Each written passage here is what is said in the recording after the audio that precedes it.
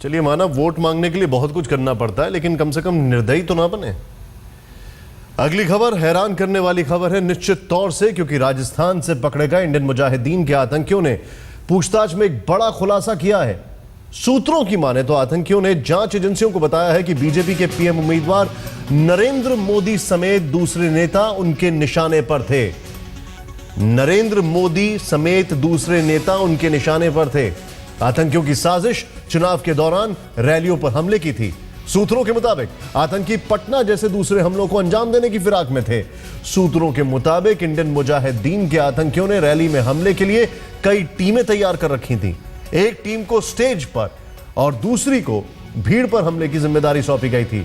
एक टीम को VVIP root पर भी हमले की जिम्मेदारी सौंपी गई थी। पूछताछ में यह बात सामने आ रही है कि आतंकियों की तैयारी पूरी थी और बस वो मौके के इंतजार में थे।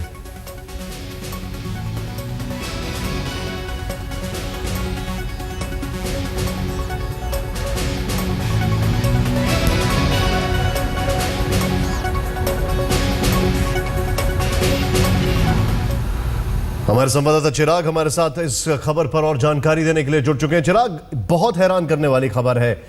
इनसे जो पूछताछ हुई है, कुछ खबर सामने आ पाई है अभी तक कि कितना ये नजदीक पहुंच चुके थे नरेंद्र मोदी के या जो और नेता हैं उनके?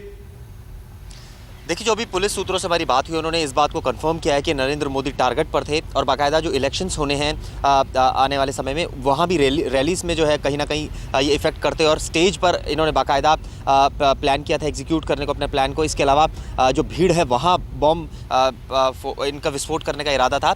इनमें सबसे अहम जो कड़ी है जो पुलिस अभी तलाश कर रही है वो मोनू उर्फ तहसीम है, जो बाकायदा ये बताया जाता है जब पुलिस को इनपुट मिला कि वकास राजस्थान में है तो वहाँ पुलिस ने जब 4 लोगों को गिरफ्तार किया, उसी समय बताया जाता है कि जो इनका एक और साथी था मोनू, वो फरार हो गया। तहसीम उसका नाम है, अख्तर उर्फ मोनू।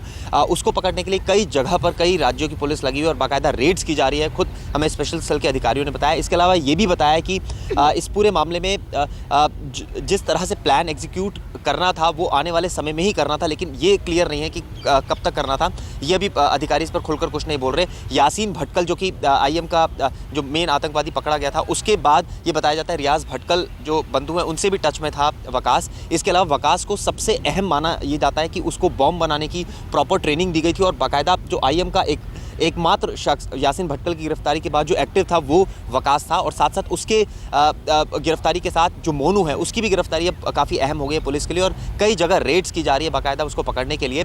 पुलिस का यही कहना है कि इस मामले में कई न केवल नेता टारगेट पर थे, रैलीज टारगेट पर थी, इसके अलावा कई जो मॉन्यूमेंट्स हैं वो टूरिस्ट प्लेसेस है वो भी टारगेट पर रखे गए थे। तो ये माना जा सकता है काफ़ी बड़ी कामयाबी है पुलिस के लिए जो इसको इस समय गिरफ्तार कर लिया। चिराग, आपने एक नाम लिया मोनू उर्फ अख्तर। हमेशा ऐसे ऑपरेशंस में आतंकियों की कई टीम्स होती हैं, टीम बी, टीम सी, टीम डी। ये सारी जो टीम्स हैं, खासकर लोकसभा चुनावों को देखते हुए, अब पुलिस के पास टाइम कम है, कितना दूर है पुलिस से ये? देखिए, ये अभी नहीं कहा जाता कितना दूर है क्योंकि कुछ इनपुट ज़रूर है पुलिस के पास, उसके बेसिस पर रेड्स की जा रही है। अब जाहिर तौर पर आतंकवादी तो ऐसे में काफ़ी एक्टिव रहते हैं और वो जब इस तरह की रेड्स होती है, जब उनके साथी पकड़े जाते हैं तो कहीं ना कहीं अंडरग्राउंड हुआते हैं। ये भी पॉसिबिलिटी है कि वो अपना हुलिया बदल लिया उसने और बाकायदा अगर उनको आगे ट्रैवल करना है तो वो न केवल राजस्थान में जो है रहें बल्कि किसी और स्टेट में भी चले जाएँ। तो पुलिस का ये मानना है कि उनके पास कुछ लीड्स ज़रूर हैं, वो वेरीफाई ज़रूर करें। कुछ लोगों को डिटेन भी किया गया, जैसे जब अरेस्ट किया राजस्थान से तो ये बताया जाता है कल जामिया में भी 2 लोगों को डिटेन किया और उनसे पूछताछ की छोड़ दिया गया। तो पुलिस का कहना है कि कई जगह रेड्स की जा रही है, उसके बाद देखना ये होगा कि क्या वाकई पुलिस अख्तर तक पहुंच पाती है या नहीं। बहुत बहुत शुक्रिया चिराग इस जानकारी के लिए आपका। और हम अपने दर्शकों को बता दें कि इंडियन मुजाहिदीन की जो हिट लिस्ट है उसमें सबसे पहला नाम नरेंद्र मोदी का आता है। ऐसा कई बार आ चुका है, यासीन भटकल ने बताया था। हालांकि इस पूरे ऑपरेशन का जो मास्टरमाइंड है मोनू उर्फ अख्तर, वो अभी भी पुलिस की गिरफ्त से दूर है। इस बीच बीजेपी ने मांग की है कि मोदी की सुरक्षा बढ़ाई जाए। हमारे प्रधानमंत्री पद के उम्मीदवार श्री नरेंद्र मोदी को टारगेट करना चाहते थे।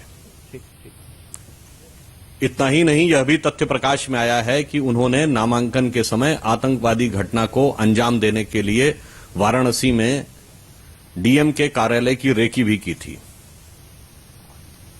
यह सिर्फ हमारे नेता की सुरक्षा का विषय नहीं है, राष्ट्रीय सुरक्षा का विषय ही नहीं है, बल्कि चुनाव के समय में एक अत्यंत संवेदनशील विषय है। गत वर्ष अक्टूबर में पटना में भारतीय जनता पार्टी की रैली में जो कुछ घटनाक्रम हुआ था, हमें यह आशा थी कि केंद्र सरकार उसे ध्यान में रखकर श्री नरेंद्र मोदी और अन्य नेताओं की सुरक्षा के लिए और अधिक प्रयास करेगी। परंतु आज के इस समाचार से ऐसा प्रतीत होता है कि शायद केंद्र सरकार को जो वांछित सक्रियता बढ़ानी चाहिए थी, संभवतः ऐसा नहीं हो पा रहा है। हालांकि गृह मंत्री पहले ही कह चुके हैं कि किसी को डरने की जरूरत नहीं है।